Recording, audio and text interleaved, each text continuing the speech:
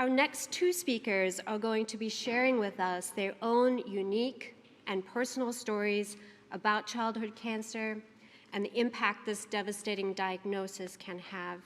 We are so grateful to them both for being willing to share their stories with us today. And so with that, I'm delighted to welcome our next speaker, Rachel McCallum. Rachel, welcome, and over to you.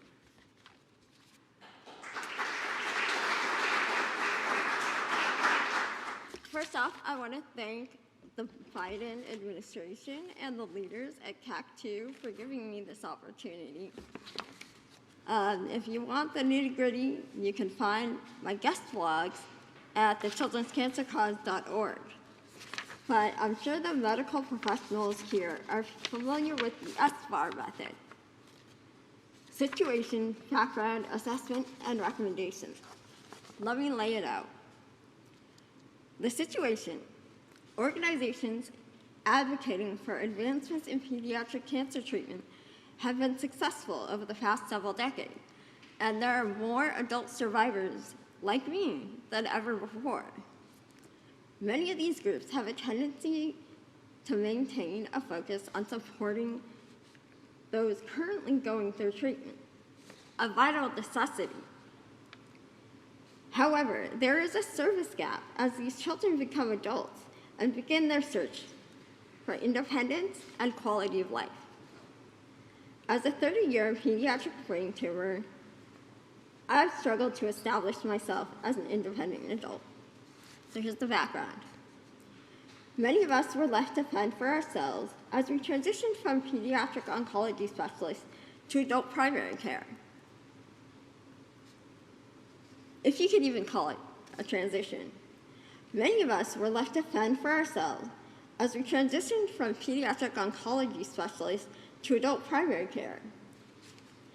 The American healthcare system is convoluted, confusing, and often tied to employment, with the stress added by the complex late effects of pediatric cancer and its treatment.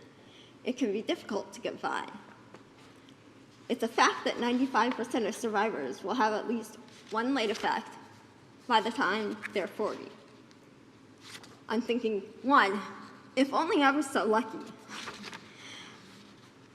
However, I did luck out when Obamacare kicked in around my 26th birthday.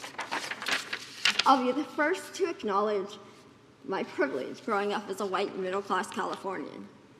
I'm lucky to be alive and not in need of round-the-clock care. Not all pediatric brain tumor survivors are so lucky. As a kid, this was highlighted at campfire twice a year as we cheerfully dedicated pine cones to fellow campers who hadn't made it. As an adult, this has been highlighted by the difficulty in connecting with survivors like myself and a lack of tailored psychosocial support. So my assessment: every survivor's path is unique, and each of us deserves a smooth transition into the adult healthcare system, regardless of what insurance our parents had 20 years ago. Although more cancer kids are living to adulthood, they will still deal with late effects like chronic, even life-threatening physical and mental health conditions. Truth be told, not all of us get the all clear. I had 95% of my tumor removed in February of 1993.